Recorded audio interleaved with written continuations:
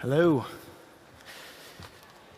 As Jonathan rightly said, we are indeed public enemy number one for a lot of people out there, especially publishers. Hopefully you're not one of them. Actually, maybe, to be honest with you, hopefully you are. Because what I'm going to be talking about today is how ad blocking, and particularly the company that I work for, Adblock Plus, has really changed the way that we look at online media. And I think, without being too bold, it's okay to say that what we have done with Adblock Plus is actually given a little bit of power back to consumers or users of the internet. It's my belief, it's our belief, that consumers and users started the internet, and that at the end of the day, when a lot of this shakes out, consumers and users will be able to have the internet again.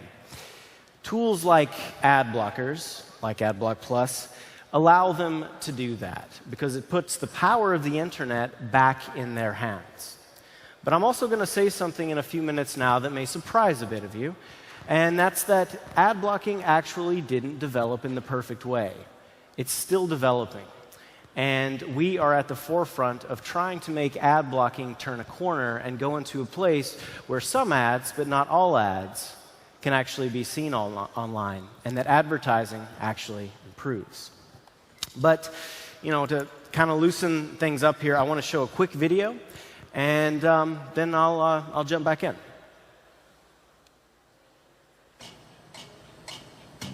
Hi, what can I get you? Can I get a lot? Congratulations, you won. Sorry about that. Do you recommend the... Sorry.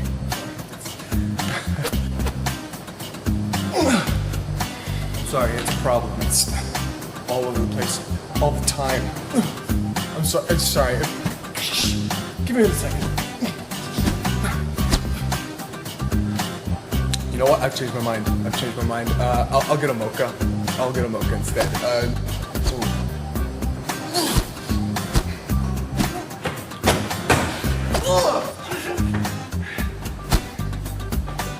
You don't have to deal with pop-up ads in real life. You shouldn't have to on the internet either. Get Adblock Plus. You won. So, how many of you have ever felt like that before? Anybody, when you're using the internet?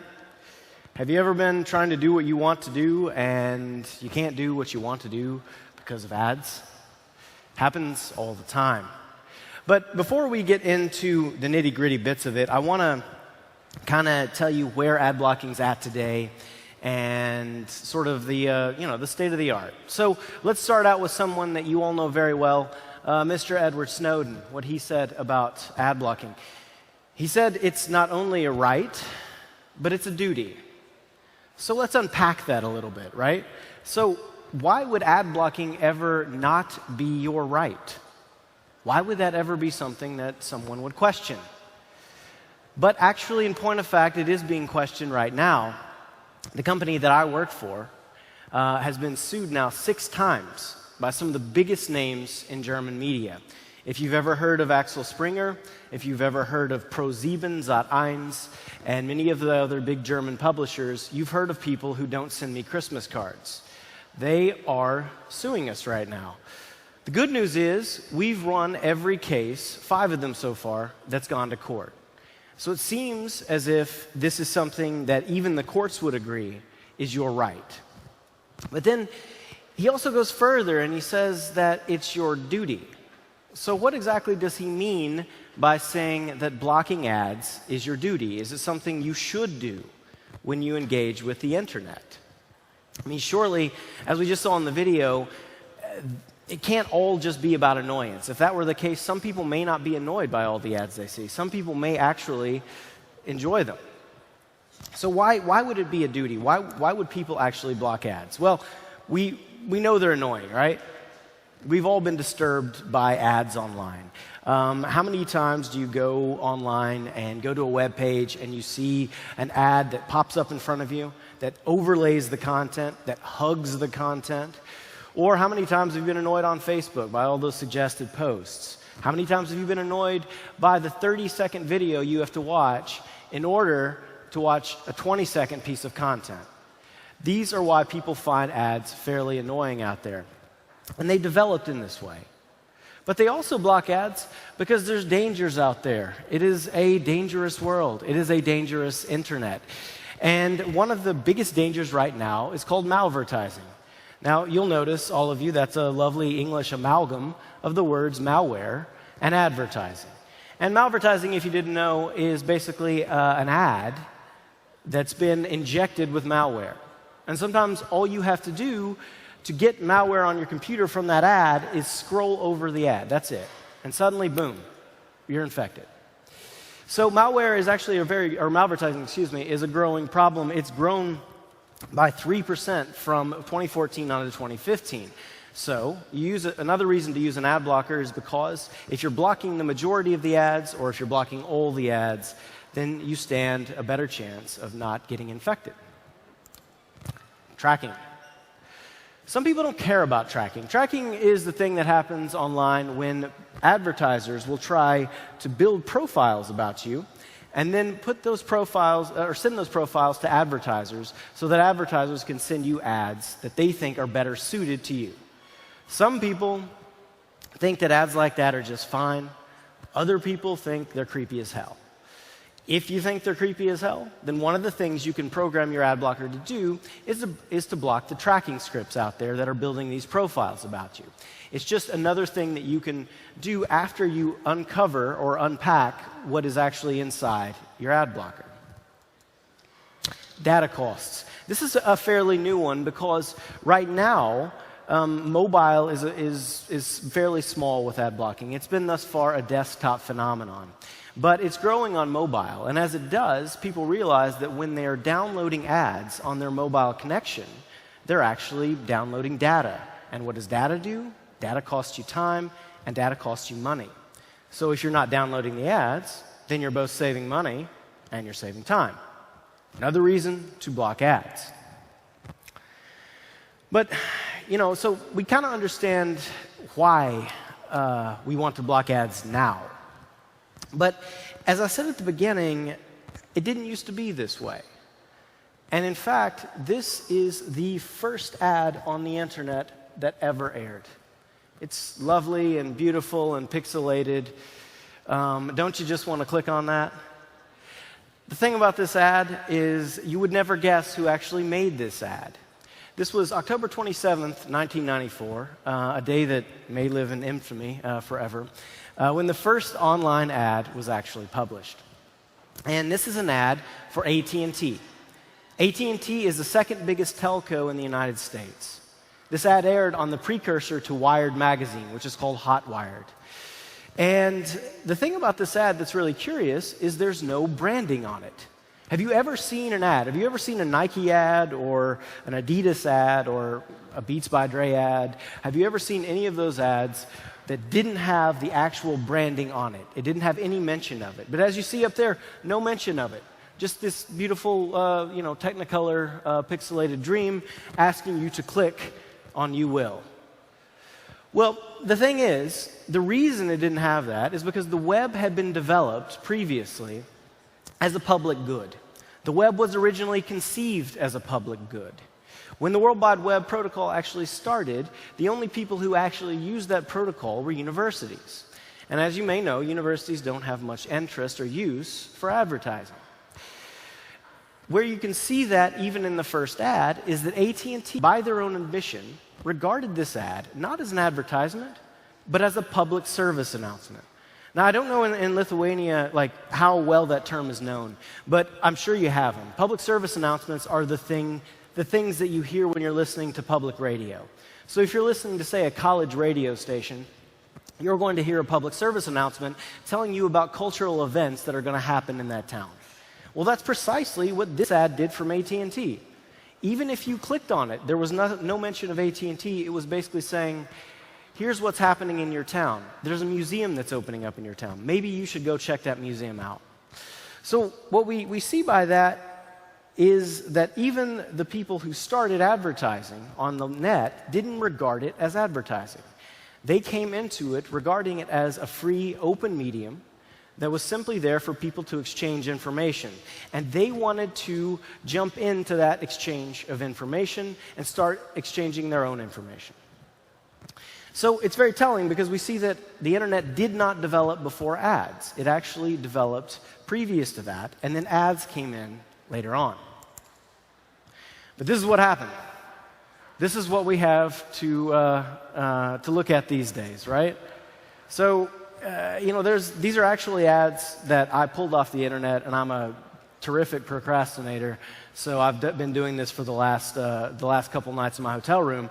But these are actual ads on the internet, and we see there a few usual suspects of what can be bad about ads. In the top left-hand corner, we see an ad that's just plain annoying. It's in my way before I want to see content. Right below it, we see the infamous belly fat ad. How many of those have we seen online? And how many people have actually ever engaged with that? And even better, how many people have actually ever engaged with that and then gotten value from it? Then up at the top, we see TMZ from the other day. This is the before the roll, so the before the roll content. And what you see at the top is a huge advertisement. I see mainly ad on that page before I get to content. And then at the bottom, you see something that's saying that the content can't be played and that I should log in or sign up for an account. Well, as all of you I'm sure know, you would never click on that ad because it's lying to you. It's duplicitous. It's going to bring you somewhere that you don't want to go and probably do something to your computer that you don't want to happen to your computer. So this is part of the place we found ourselves with ads. We aren't where we want to be.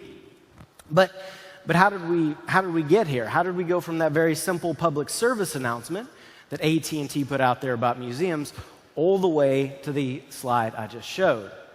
Well, as the internet developed, there were more and more annoying ads. Why not put more ads out there if you can? And let's not forget that advertisements developed in television to be precisely annoying. That was the entire point of an advertisement. Ads in the 80s, if any of you can remember back that far, they basically wanted you to remember the company. They didn't really want you to engage with it. Now we're in a time where people fast forward through ads on television, and many times they invest a lot into the content of those advertisements.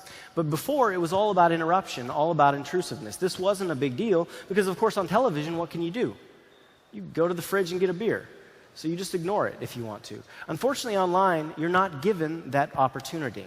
So more and more annoying ads developed. In response to that, users ignored the ads, or they blocked them. Ad blocking started in 2006. I'll get into that in a little bit. But as it started, more and more people realized that they could block ads, and they, in fact, took advantage of the fact they were able to do that. If they weren't blocking them, then they were ignoring them. We've all heard the term probably banner blindness. Banner blindness just refers to the term that when you see ads online, you don't register them. They may as well be nothing to you. It's essentially just an empty spot up there. Think of the last ad you saw, and then tell me what it was. You probably can't remember it. So this is a problem for the advertiser, right? So what do? Publishers are getting less and less money for the ads. So they have to then produce more annoying ads. So we create here a rather vicious cycle that leads us to continually do the same thing. And this is the cycle that we found ourselves in for years.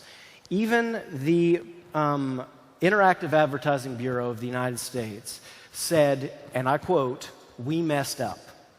So they openly admit that advertising didn't develop in the way that it should have. But they also understand that we're in a bit of a quagmire right now. We're in a situation where it doesn't seem like there's a way out. So ad blocking helps, sure. You all understand that. We had a lot of hands that went up before in the crowd of people who are using ad blockers. So we understand that if you're blocking the ads, then that's going to help out your experience online. But does it help out for the entire online ecosystem? That's really the big question, is what you're doing when you're on an ad blocker helping the internet ecosystem. It's saving your sanity, but is it good for the entire ecosystem? Well, again, it's good for you, because what does it give you? It gives you power. It gives you power back over the internet. These are all images, I think, of empowerment. And that's why I put them up there, because when you finally do use an ad blocker for the first time, you think, oh my shit, I've got my internet back. And this is a feeling that people have described to me many, many times. They say, oh my God, I can actually block that 30-second pre-roll ad on YouTube. Oh my God, I can actually block that big wraparound banner ad. So for users, we quite well understand that when they download an ad blocker for the first time, this is an empowering experience. This is something that they don't want to part with. But yet, we have to ask the question, as an ad blocker, is this the whole solution? Is this something that's good for the internet, or is this something that's merely destructive, merely disruptive without actually leading to anything new? But before we get into that, I have to tell you a little bit about us. Of course, full disclosure, I work at AdBlock Plus. I'm happy if you download AdBlock Plus, but there are plenty of other ad blockers out there. We are an open source product supported by over 200 volunteers. We are on every browser, and we are on mobile, so you can essentially get us everywhere. And we're fairly large, 80 million users, over 500 million downloads, and we're generating 3 million downloads per week. So somewhere in the nature of like 10 million a month. 3 million a week is more than the population of this fair country, Lithuania. And it is proof that what a lot of people will tell you right now, that ad blocking is a fad or it's a flash in the pan, is not true. Ad blocking is a sustained thing. It's a sustained phenomenon. So it's something that we have to meet head on. That is to say, this genie of user control, of ad blocking, has gotten out of the bottle. And we're not going to be able to lasso that genie and pull him back in the bottle. Just like we can't lasso ads and pull them back in the bottle and pretend like that they don't exist. So again, we're in a big a predicament here. And then we have to ask ourselves, well, what about journalism? We all like journalism, right? We all like things that are free online. Everyone likes free stuff. But journalism is a very important thing. In the country I come from, we call it the fourth estate, because it keeps all the other estates in line. If you didn't have journalism, you wouldn't have a responsible voice telling you whether your government is being responsible or not. If you didn't have journalism, you wouldn't know whether people were actually stashing their money in a shady bank account in Panama. If you didn't have journalism, you wouldn't have a lot of the knowledge that people deserve. It's a very, very important thing. But it's not just journalism, it's also music. It's also art. It's also small blogs. It's everything in between. So what we have to think about is, with all of this quality journalism out there, what do we, how do we actually get it back? How do we fund it? How can we take journalism with ad blocking and make it better? And I've put up here, this is supposed to be funny, but it's actually a sartorial publication in the States called The Onion. But even The Onion depends on advertising. So this is fake news, funny news, but it's important stuff. It's stuff that I really like. It's stuff that I'd like to consume. But again, so is the stuff that your friends make if your friends are in a band. Not everybody's going to get a record deal, right? But occasionally people like to fund their habit, their hobby. And for those people, for all those free products out there, for the longer end of the tail, there needs to be some way where we can actually fund that. And up until now, funding has been done with journalism, with advertisements. Why? Because in journalism, we have to keep the lights on, right? There are great stories being written out there all the time. Just last night, I read a story on the death penalty. It was in the New York Times, and it was about that brutal practice we have in the country where I come from, unfortunately, of the death penalty. And it followed a couple of journalists, and they actually went to people who had been sentenced to die, and they interviewed them, and they talked about their experiences. Some of them actually had been saved at the very moment that they were approaching death. And it was a very enlightening article. It made you really understand how it was. It was very well done. There were cartoons to do it. They actually used it like a comic strip. It was pretty awesome. And so for your friend's band's website, and also for the big-name publishers like the New York Times article I read last night, we have to keep the lights on. We have to make sure that there's some way out there where advertising can exist even in a world where users have control. So how do we do that? Well, I'll go back to this one real fast. The story of AdBlock Plus is a fairly complicated one. We were the first ad blocker. We developed a decade ago in 2006 when a single developer took up moribund, a dead code, picked it up, and decided to make something new out of it. He made AdBlock Plus out of the original ad blocking code, and we're quite proud of the fact that we are the originals. And we're also quite proud of the fact that the code that he made was very easy for users to put onto their computers and use. Ad blockers up to that point have been sort of the domain of the techies because they were very difficult to use. Well, when he did that, suddenly it exploded. This was 2006, and by 2011, this guy, Vladimir Palant, he's my boss, he had on his hands 30 million users. And this was a hobby. This was something he was doing in his spare time. His day job, he was working at the navigational company TomTom. So at night, he would come home and he would develop AdBlock Plus. And over this period, over these 5 years, from 2006 to 2011, he realized that he had 30 million users on his hand. This problems. The first problem was, of course, monetization. How do you develop something like this? How do you hire developers? How do you hire people on the business side to run this huge product if you're just doing it in your basement at night after you get home from work? And the product is completely free and will also stay completely free forever. So how do you monetize? That's the first issue. The second issue that Vladimir had is the fact that he started to feel guilty. Exactly what I was just talking about journalism. He said, ads fund the journalism that we see. And even if they can be very annoying at times, the web has not found another way to monetize other than advertising. So all of the free stuff that we really enjoy is out there because of advertising, and I, Vladimir, have 30 million users that are unable to be monetized. And if this grows, then maybe I'll kill the free internet. He didn't want that. And so he started to test different solutions. One of the solutions that he tested was basically trying to guilt people into deactivating their ad blockers on certain sites.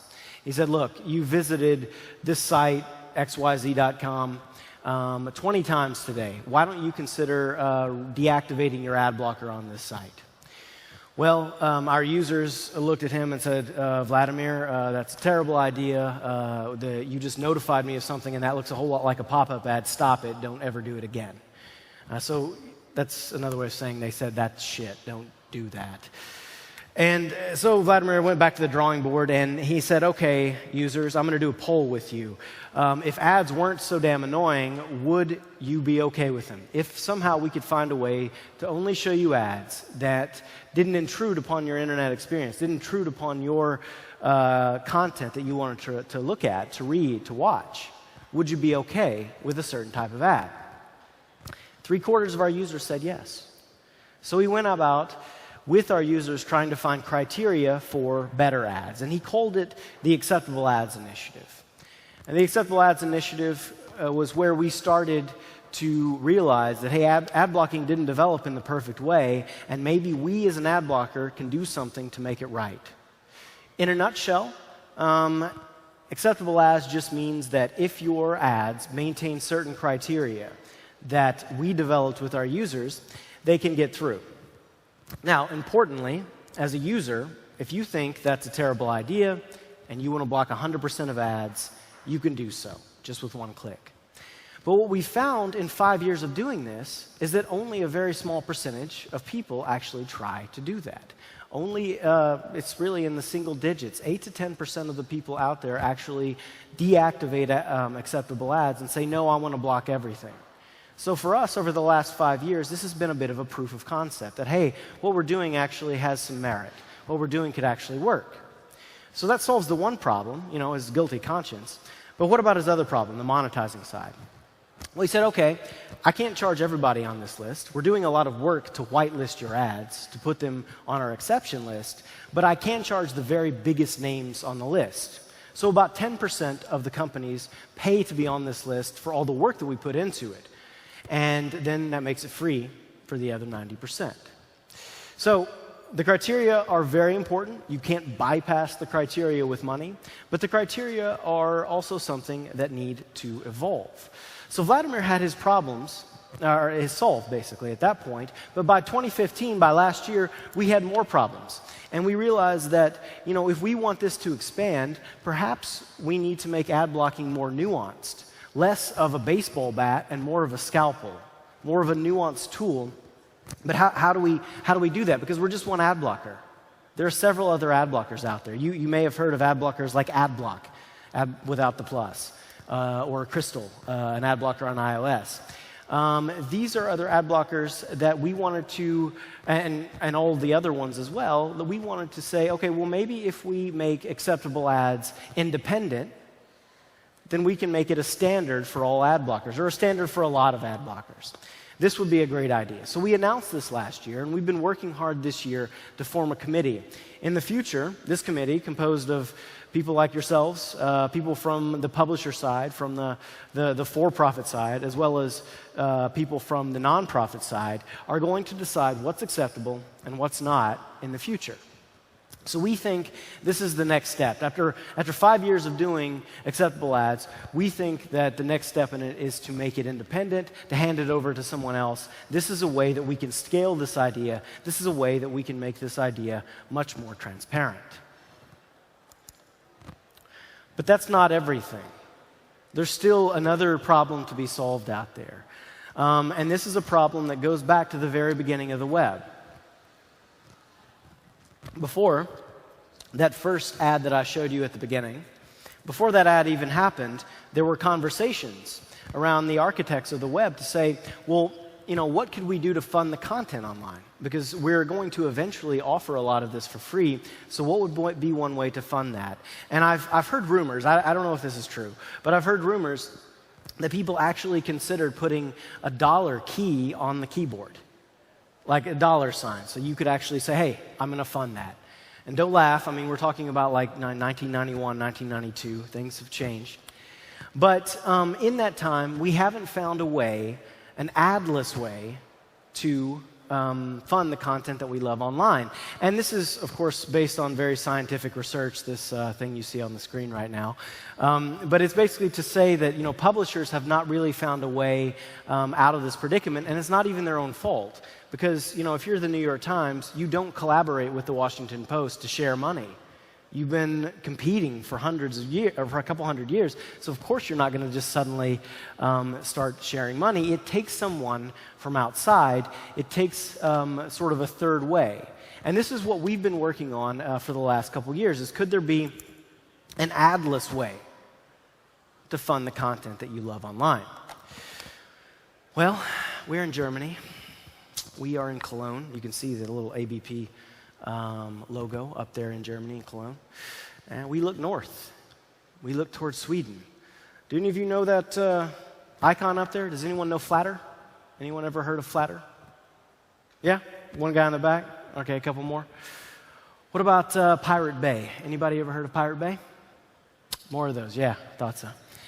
One of the guys who did Pirate Bay, Peter Sunda, after he was done with Pirate Bay, he decided to redirect his efforts into Flatter. Flatter was essentially just this button that would appear below articles, and if you were a Flatter user, you could directly fund that article if you clicked on the Flatter button. And Flatter started in around 2010, and they had a couple of issues, and were basically in 2013, 2012 looking to pivot the way they were doing things. And this is about the time that we started looking northward, and we started talking to Peter and the CEO of Flatter, a guy named Linus. And we said, Peter and Linus, can we do something together? Because you guys have the back end figured out. You figured out how to be a bank and collect money and then send that directly to publishers and to content creators. So we have a lot of users, and we're already in a lot of people's browsers. Maybe we could work together. And we fell in love. And it was wonderful, and we've been in love ever since. What we did was try to say, okay, what can we do with Flattr and with AdBlock Plus? And we just announced this actually on Tuesday. We started a new product. That product is called Flattr Plus. And Flattr Plus aims at getting at the systemic issues that have plagued other funding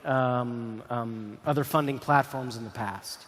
In the past, basically, they've made funding really, really difficult. You have to engage a whole lot with the content you want to fund, and you actually have to press buttons, you have to enter payment information. Sometimes you have to buy one article at a time. And we just, after talking to the guys at Flattr, we were just like, this isn't going to work. I mean, any feature is a bad feature if that feature is hard to use, right? If it's not implemented well. So we set about, trying to figure out how we might make this easier, make it simple, make it frictionless. And so what we think we found with Flattr Plus, what I'm pretty sure we found, is a revolutionary way to fund the internet.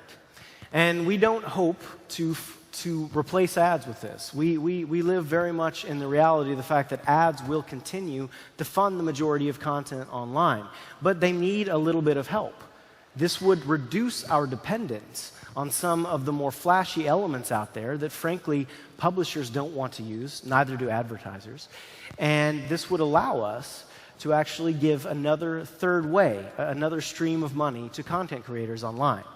So here's how it works very quickly. Flattr Plus is essentially going to be in your browser. You sign up for Flattr Plus, and you say, well, I want to spend 10 euros per month, right? And then you just surf the internet like you normally do. Flattr Plus is actually working on an algorithm, and what that algorithm will do will look at your engagement with articles, with content, with music, and then send that in an encrypted way to the publishers in the form of money. So it's completely privacy friendly. There's no way that anything you do is personalized there. And at the same time, you don't have to do anything. So at the end of the month, your money is dispersed to the sites that you engage with the most automatically. So in this example here, we have a 3, 5, and 2 breakdown. But you could put any amount of money that you want after like $1 or €1 into Flattr Plus, and that money will then be dispersed based upon your engagement. Why is this better than all the other systems up to this point? Because it's frictionless, because it's easy, and it's automatic. You as a user have to do very, very little. So the plan right now is to eventually incorporate this into AdBlock Plus and provide users with what we think will be like the missing link in funding content online. And as is usually the case with us, we're being fairly bold with it. We want to raise $500 million by next year. So if we don't make it there, I'm sure you'll all remind me of it next year. But by the end of next year, we'd like to raise $500 million for publishers. Is this a pie-in-the-sky number? Actually, no. Because all we'd have to do is get 10 million people to use it, and each of the million people to donate $5 a month. $5 is the amount that Flattr has averaged since it's existed in 2010. And we have, as I said before, 70 to 80 million active installations of our product out there. So if just a few of our users actually convert, that'll be a big number. And we don't have very long to go to get to 500 million users. So we're very confident that we have something that can help the online ecosystem. And so I want to close with just talking a little bit about how all this comes together. As I said at the beginning, you probably may have been a bit surprised that I'm up here telling you that ad blocking developed in a way that wasn't ideal. But this happens with startups all the time. You see that the solution you have is not perfect, and you do something like Vladimir Pallant did in 2011, and you pivot. And then you see that your new solution, in that case acceptable ads, is also not perfect, and you change that by making it independent. And then you see that you need to do even more, and then you create something like Flatter Plus. So will all of this be the future of publishing and the future of online content and online monetization? I love it. I'd love to tell you I knew the answer to that, but I just hope that it will, and I think that it will. But I think we all have to remember that, when we go out onto the internet, this is a place where you should always have control. So you should always use your ad blocker, you should always use your tracking protector, but you should always also remember that ads are keeping the lights on for people, and we have to find a way where we develop not only ad blockers in a better way, but we develop ads in another way. And that's all I got. If folks have questions, and I will start with one, which is that most advertising dollars on the internet these days goes to Google and Facebook, and so it's sort of a two-part question. First of all, from a technical standpoint, does ad blocking even apply when you're talking about in-stream ads in Facebook and on mobile? And secondly, with Flatter, like if someone spends a lot of time on Facebook, is a portion of that money going to Facebook? Because I think that people would feel that Facebook is not really in need of subsidy, probably. Yeah, thanks. Good questions. I'll go in reverse order. The first answer is no. Facebook wouldn't get money. We don't want to fund platforms. What we want to do here is fund individuals. So we will have to work out how that works, and that's why right now you can sign up for Flatter Plus today. But we're going to be working that out in a beta with our users over the next couple of months. But no, the platforms are not the goal. The goal is funding the content creators. And then on the other question, it's true that ad blocking is mainly right now a desktop phenomenon. So it does block the it does block the in-stream ads if you're looking at Facebook on your desktop. But then when you're on your mobile device on a mobile connection on the Facebook app, it doesn't. But as I also said, it's a developing thing. Ad blocking is on mobile. So all these things are potentially hurdles that we can deal with in the future. Great, thank you. Question was whether there was any data on how much an individual user could get in a month. An individual publisher could get in a month from this. Yeah, I mean, the sky's the limit. You mean with Flatter Plus, I suppose, right? The sky's the limit, really. It depends on how many people join, and it depends on how much money that people use. But as I said, we do have a pretty good guesstimate, because Flatter, even though Flatter was not completely frictionless as Flatter Plus will be, was able to get about a €5 average. So we think that that'll be the case. The interesting thing about it is that publishers do need to be signed up for Flatter Plus. And so the challenge really won't be, but we don't think the challenge will be getting publishers on board. The reason for that is that essentially we will be able to see if Flatters are going to no publisher, a publisher that hasn't signed up for Flatter yet. Say you flatter the New York Times €5. If the New York Times hasn't signed up for that, then your money would go back to you, but we would have data that somebody had given €5 to the New York Times. So over a month, if a lot of people had given a lot of euros to the New York Times, we could go to them and say, hey, guys, we've got this $5 million check here, and why don't you just come get it? It's free money. And on the publisher end, they actually don't have to do anything except for take 5 minutes and sign up for it. So they have to put no tag on their page. They have to put no icon on their page, no button. It's just merely saying 5 minutes and free money. So, our thing is like, well, nobody would be that masochistic not to take free money, right? So hopefully publishers will sign on. So, yeah, thanks. Good question. Question was whether he'd ever been threatened by publishers. Yeah, I mean, I'm a small guy, but I'm not the guy who does the fighting at Adblock Plus. I got some guys behind me, they help me out. So, no, yeah, of course, we're not getting Christmas cards from publishers, as I said, but we have had situations that I'll just say are a bit uncomfortable with publishers, because we seem to be going at loggerheads. But what we try to describe to publishers is that we're not against what they're doing. In fact, we want to work with them. And so when you go into what could be a very conflictual type meeting, but you go in and you say, look, guys, we understand that ad blocking is not a complete solution and we want to make it better with you, then they tend to change their tune. But I got to tell you, I mean, we've been doing this since 2011, and when I came on board in 2013, actually, it wasn't so easy, and we've gone to a lot of those meetings, and it's gotten a little easier in the meantime. So.